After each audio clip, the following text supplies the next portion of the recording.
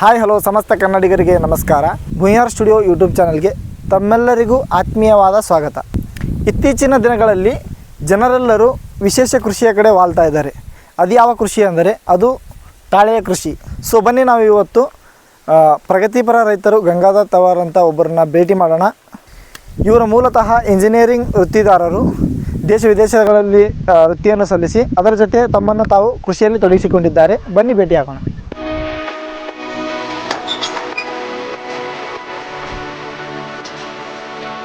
Welcome to ತಾವೇ ಮರ ತಾವೇ ಕೃಷಿ.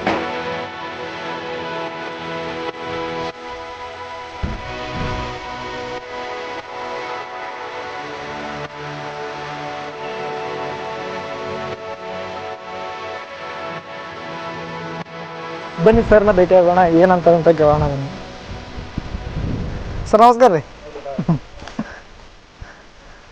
ಭುಯಾರ್ ಸ್ಟುಡಿಯೋ ಯೂಟ್ಯೂಬ್ ಚಾನಲ್ಗೆ ವೀಕ್ಷಕರ ಪರವಾಗಿ ಹಾಗೂ ನಮ್ಮ ಪರವಾಗಿ ನಿಮಗೆ ಆತ್ಮೀಯವಾದ ಸ್ವಾಗತ. ಧನ್ಯವಾದ ಸರ್. ತಮ್ಮ ಬಗ್ಗೆ ಒಂದು ಸ್ವಲ್ಪ ನಮ್ಮ ವೀಕ್ಷಕರಿಗೆ ಇಂಟ್ರೊಡಕ್ಷನ್ ಹೇಳಿ ಸರ್, ಯಾವ ಥರ ಅಂತ. ಹಾಂ, ನನ್ನ ಹೆಸರು ಗಂಗಾಧರ್ ಮಲ್ಲಪ್ಪ ತಳವಾರ್, ಊರು ಭುಯಾರ. ನಾನು ಮೂಲತಃ IT ಸಂಸ್ಥೆಯಲ್ಲಿ ಬೆಂಗಳೂರು ಮತ್ತು ಪುಣೆ ಇವೆರಡುಗಳಲ್ಲಿ MNC ಕಂಪನಿಗಳಲ್ಲಿ ಕೆಲಸ ಮಾಡ್ಕೊಂಡಿದ್ದೆ. IT ಮತ್ತು BT ಜಾಬ್ಗಳಲ್ಲಿ. ನನ್ನ ಒಂದು ಕೆಲಸದ ಅವಧಿಯಲ್ಲಿ 3-4 ದೇಶಗಳನ್ನು ಸುತ್ತಿ ಅಲ್ಲಿಯ ಒಂದು ಪರಂಪರೆಯನ್ನು ಅರ್ಥ ಮಾಡಿಕೊಂಡು, ನಾನು ಬೇರೆ ದೇಶಗಳಲ್ಲಿ ಕೂಡ ಹೋದಾಗ ಕೃಷಿಯಲ್ಲಿ ಆಸಕ್ತಿ ಹೊಂದಿದ್ದವನಾಗಿದ್ದರಿಂದ ಅಲ್ಲಿ ಯಾವ ರೀತಿಗೆ ಕೃಷಿ ಮಾಡ್ತಾರೆ ಅದನ್ನೆಲ್ಲ ತಿಳ್ಕೊಂಡು ಬಂದಿದ್ದೆ. ನಂದು ಮೊದಲಿನ ಹಿಡಿದು ಈ ಒಂದು ಕೃಷಿಯಲ್ಲಿ ಏನೋ ಒಂದು ಮಾಡಬೇಕು, ಏನೋ ಒಂದು ಸಾಧನೆ ಮಾಡಬೇಕಂತ ಹೇಳಿದ್ರೆ ಬಹಳ ಹಂಬಲ. ಆದ್ದರಿಂದ 2013 ನಾನು IT ಕಂಪನಿಗೆ ರಿಸೈನ್ ಮಾಡಿ ಕೃಷಿಯನ್ನು ಪ್ರಾರಂಭಿಸಿದ್ದೆ. ಕೃಷಿ ಮಾಡೋದ್ರ ಜೊತೆಗೆ ನಾನು ಒಂದು ಫರ್ಟಿಲೈಸರ್ ಶಾಪನ್ನು ಕೂಡ ಹಾಕಿದ್ದೆ. ಈ ಫರ್ಟಿಲೈಸರ್ ಮತ್ತು ಪೆಸ್ಟಿಸೈಡ್ ಔಷಧ ಅಂಗಡಿ ಕೂಡ ಹಾಕಿದ್ದೆ. ನನ್ನ ಒಟ್ಟು ಆದಾಯ ಮತ್ತು ನನ್ನ ವೃತ್ತಿ ಎಲ್ಲವೂ ಕೂಡ ಒಂದು ಕೃಷಿ ಮೇಲೆ ಅವಲಂಬಿತ ಆಗಿತ್ತು.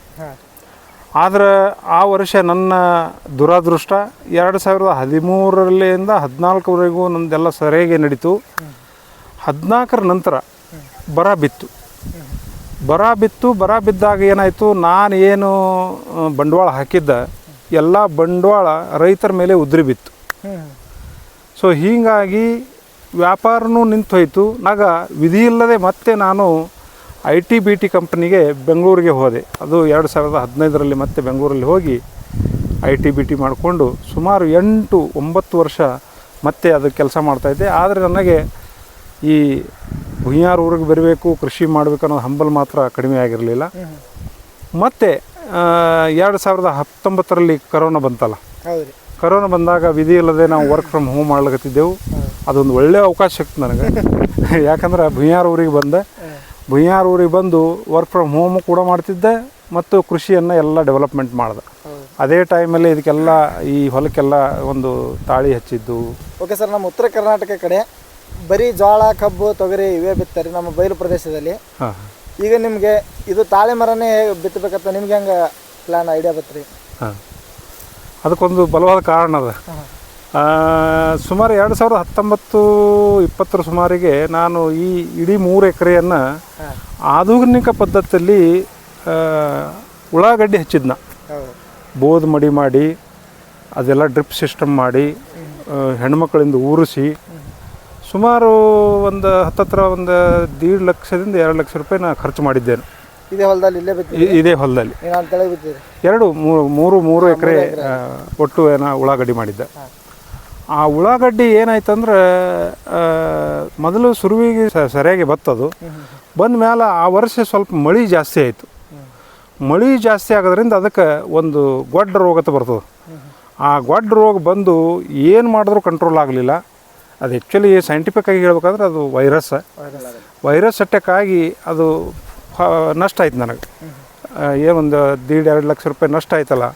ಅವಾಗ ನಾ ಕೂತ್ಕೊಂಡು ವಿಚಾರ ಮಾಡಿದೆ, ನಾ ಬೆಳೆ ಮಾಡಬೇಕು ಅದು ಹೆಂಗಿರ್ಬೇಕಂದ್ರೆ ಅದಕ್ಕೆ ರೋಗ ರುಜಿ ಇರಬಾರ್ದು, ಮೆಣಸಿನ ಇರಬಾರ್ದು. ಯಾಕಂದ್ರೆ ಈಗ ಈಗ ನೀವೆಲ್ಲ ನೋಡ್ತೀರಿ ಹಳ್ಳಿ ಒಳಗೆ ಆಳಿಂದು ಸಿಕ್ಕಾಪಟ್ಟೆ ಸಮಸ್ಯೆ.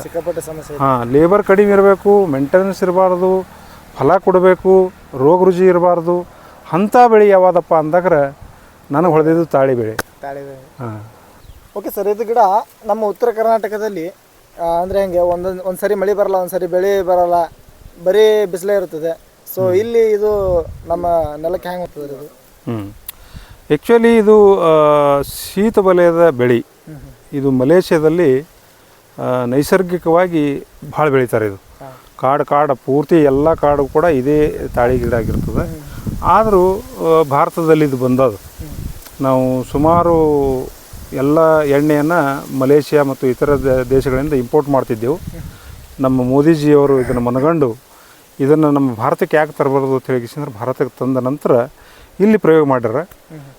ಇದಕ್ಕೆ ಒಂದೇ ಒಂದು ಏನಪ್ಪ ಅಂದ್ರೆ ಇದಕ್ಕೆ ಜಮೀನು ಯಾವ ರೀತಿ ಇದಾದರೂ ಇದು ಬೆಳೀತದೆ. ಹಾಂ, ಫಲವತ್ತತೆ ಬೇಕು, ಅಂಥದ್ದೇ ಬೇಕು, ಇಂಥದ್ದೇ ಬೇಕಂದಿಲ್ಲ. ಇದು ಜೌಳು ಭೂಮಿ ಅಂತ ಹೇಳ್ತಿರಲ್ಲ, ಆ ಜೌಳು ಭೂಮಿಯೊಳಗಂತೂ ಅಗದಿ ಮನಗಂಡು ಬೆಳೀತದೆ. ಇದು ಗರಿಶಿನ ಇದರಲ್ಲೂ ಬೆಳಿಬೋದು. ಇದು ಗರಿಶಿನಲ್ಲಿ ಬೆಳಿಬೋದು, ಮತ್ತು ಈ ಥರ ನಮ್ಮ ಕರ್ಲ ಮಣ್ಣಿನಲ್ಲಿ ಬೆಳಿಬೋದು. ಆದ್ರೆ ಇದಕ್ಕೆ ನೀರ ತುಂಬ ಅವಶ್ಯಕತೆ ಇರುತ್ತೆ. ಹಾಂ, ನೀರಿಂದು ಹಾಂ, ತೆಂಗಿನ ಮರ ಇದ್ದಂಗೆ. ಹಾಂ, ತೆಂಗಿನ ಮರ ಇದ್ದಂಗೆ ನೀರು.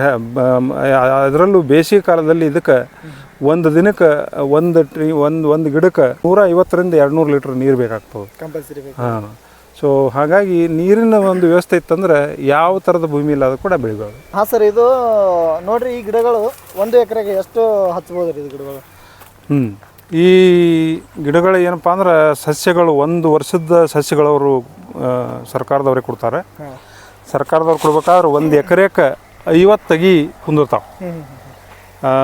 50 ಅಗಿಗಳನ್ನು ಅವರು ಪುಕ್ಷಟೆಯಾಗಿ ನಮಗೆ ಕೊಡ್ತಾರೆ. ಆದರೆ ಆ 55 ಅಗಿಗಳು ತರ್ಲಿಕ್ಕೆ ಏನದು ಗಾಡಿ ಬಾಡಿಗೆ ಏನದ ಅದು ನಾವು ಕೊಡಬೇಕಾಗ್ತದೆ. ಆಮೇಲೆ ಇಲ್ಲಿ ತಂದ ಮೇಲೆ ಸ್ವಲ್ಪ ಅದಕ್ಕೆ ಕುಣಿಗಳು ಹೊಡ್ಲಿಕ್ಕೆ, ಹಚ್ಚಲಿಕ್ಕೆ ಅದೆಲ್ಲ ನಾವು ಹೊಲದಲ್ಲಿ ಹೆಂಗೆ ಬಿತ್ತೇವೆ, ಏನು ಸುದ್ದಿ ಅದು ಏನು ಖರ್ಚಾಗ್ತದೆ ಹಂಗೆ ನಾವು ಕೊಡ್ಬೇಕು. ಅದು ಹಾಂ, ಅದ್ರ ಪ್ರಕಾರ ನಾವು ನೋಡ್ಕೋಬೇಕಾಗ್ತದೆ.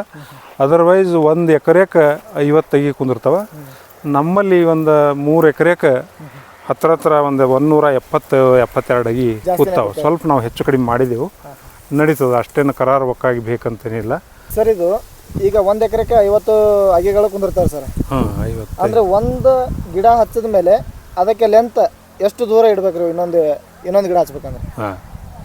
ಹಾಂ, ಇದು ಸಾಲಿನಿಂದ ಸಾಲಿಗೆ 30 ಫೂಟ ಮತ್ತು ಅಗಿದಿಂದ ಅಗಿಗೆ 30 ಫೂಟ್ ಅದ. ಒಂದು ಅಗಿದಿಂದ ಒಂದು ಅಗಿಗೆ 30 ಫೂಟ್ ಡಿಫ್ರೆನ್ಸ್ ಇರ್ಬೇಕೇನು? ಹಾಂ, ಮತ್ತು ಒಂದು ಸಾಲಿನಿಂದ ಇನ್ನೊಂದು ಸಾಲಿಗೂ ಕೂಡ 30 ಫೂಟ್ ಡಿಫ್ರೆನ್ಸ್.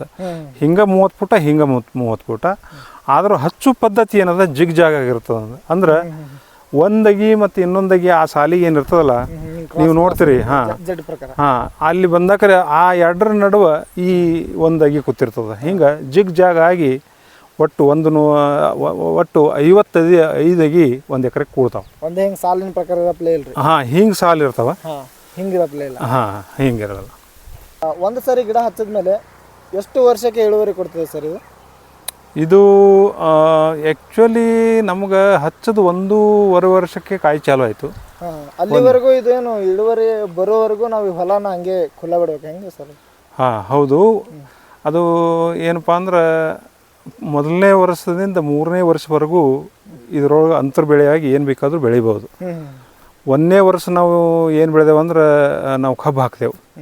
ಈ 3 ಎಕರೆ ಕೂಡಿ ಒಂದು 210 ಟನ್ ಏನು ಕಬ್ಬು ಬಂತು. 3 ಎಕರೆದಲ್ಲಿ 210 ಟನ್ ಬಂತು? ಹಾಂ, ಯಾಕಂದ್ರೆ ನಾವು ಅವಾಗ ಇನ್ನೂ ಸಣ್ಣ ಗಿಡ ಇದ್ದು ಯಾರೆಲ್ಲ ಎಷ್ಟು ಬೆಳಿತಾರೆ ಎವರೇಜ್ ಅಷ್ಟು ನಾವು ಬೆಳೆದೇ ಬಿಟ್ಟೆವು. ಆ ವರ್ಷ ಒಳ್ಳೆ ಫಸಲು ಕೂಡ ಬತ್ತು. ಆಮೇಲೆ ಇದು 2ನೇ ವರ್ಷ ಹತ್ತಿ ಬೆಳೆದೆವು, 3ನೇ ವರ್ಷ ಕಡ್ಲಿ ಬೆಳೆದೆವು. ಹಿಂಗೆ ಎಲ್ಲ ಬೆಳೆ ಮಾಡ್ಕೋತ 3ನೇ ವರ್ಷ ಆದಮೇಲೆ ಕಂಪ್ಲೀಟಾಗಿ ಸ್ಟಾಪ್ ಆಯಿತು. ಮೊದಲು 1.5 ವರ್ಷ ಆದಮೇಲೆ ಏನು ಇಳುವರಿ ಬರ್ತದೆ, ಹೂವು ಬರ್ತದೆ, ಅದು 3 ವರ್ಷದವರೆಗೂ ಅದು ತೆಗೆದು ಹಾಕಬೇಕು. ಕಟ್ ಮಾಡಿ ಬಿಸಾಕಬೇಕು? ಹಾಂ, ಕಟ್ ಮಾಡಿ ಬಿಸಾಕಬೇಕು. ಯಾಕಂದ್ರೆ ಇದು ಬಡ್ಡಿ ಏನದಲ್ಲ ಗಿಡ ಬೆಳಕ ಅದು ಹಾಂ, ಬಡ್ಡಿ ಗಾತ್ರ ದೊಡ್ಡದಾಗಬೇಕು. ಅದಕ್ಕೋಸ್ಕರ ಅದು ಇಳುವರಿ ಏನೋ 1.5 ವರ್ಷಕ್ಕೆ ಅದು ಹೂ ಬಿಡ್ಲಿಕ್ಕೆ ಕಾಯಿ ಬಿಡ್ಲಿಕ್ಕೆ ಚಾಲು ಆಗ್ತದೆ. ಆದರೆ ನಿಜವಾದ ಇಳುವರಿ ಪ್ರಾರಂಭ ಆಗೋದು 3 ವರ್ಷದ ನಂತರ. ಇದು 3 ಇಯರ್ಸ್ ಈ ಬೆಳೆ ಹಚ್ಚಿ 3 ಇಯರ್ಸ್ ಕಂಪ್ಲೀಟ್ ಆದ್ಮೇಲೆ ರೀ ಒಳಗಡೆ ಬೆಳೆಯುವಂಥ ಬೆಳೆಗಳು ಕಂಪ್ಲೀಟಾಗಿ ಸ್ಟಾಪ್ ಮಾಡ್ಬೇಕಾ ಇಲ್ಲ ಯಾವುದಾದ್ರೂ ಕಡ್ಲಿ ಗಿಡ್ಲಿ ಈ ಥರ ಬೆಳಿಬೋದಾ ಹೆಂಗೆ ಅಂತ? ಹಾಂ, 3 ವರ್ಷ ಆದ ನಂತರ ಇದ್ರ ಬೇರುಗಳೇನವಲ್ಲ, ಇದ್ರ ಬೇರುಗಳು ಆಳಕ್ಕೆ ಹೋಗಲ್ಲ. ಇದೇನು ಒಂದು ಗಿಡದಿಂದ ಇನ್ನೊಂದು ಗಿಡಕ್ಕೆ 30 ಫೂಟ್ ಏನು ಬಿಟ್ಟಿರ್ತೇವೆ, ಅವು ಈ ಏನವು ಪರಿಗೆ ಬಂದಿರ್ತಾವಲ್ಲ, ಆ ಪರಿಕಿವರೆಗೂ ಅವು ಬೇರುಗಳು ಬಂದಿರ್ತವೆ. ಈ ಬೇರುಗಳು ಭಾಳ ಮೇಲ್ಭಾಗದಾಗಿರ್ತಾವೆ ಇವು. ಸೊ ಅದರಿಂದ ಗಳೆ ಹೊಡೆಯೋದಾಗಲಿ ನೇಗಿಲು ಹೊಡೆಯೋದಾಗಲಿ ಇಂಥವೇನು ಮಾಡಿಕೊಡೋದು. ಆ ಕಾರಣದಿಂದ ನಾವು ಬೆಳಿಬಾರ್ದು ಅಂತ ನೀವು ಹೇಳ್ತಾ ಇದ್ದೀವಿ. ಹಾಂ, ಬೆಳಿಬಾರ್ದು. 3 ವರ್ಷ ಆದಮೇಲೆ ಕಂಪ್ಲೀಟ್ಲಿ ಸ್ಟಾಪ್ ಅಂದರೆ ಸ್ಟಾಪ್ ಮಾಡಬೇಕು. ಇನ್ನೇನು ಮಧ್ಯದಲ್ಲಿ ಅದೇನು ಒಂದು ಸಾಲ ಅದಲ್ಲ ಮಧ್ಯದಲ್ಲಿ, ಆ ಮಧ್ಯದಲ್ಲಿ ಏನು ಬೇಕಾ ಬೆಳಿಬೋದು ಅಂದ್ರೆ ಶುಂಠಿ ಬೆಳಿಬೋದು,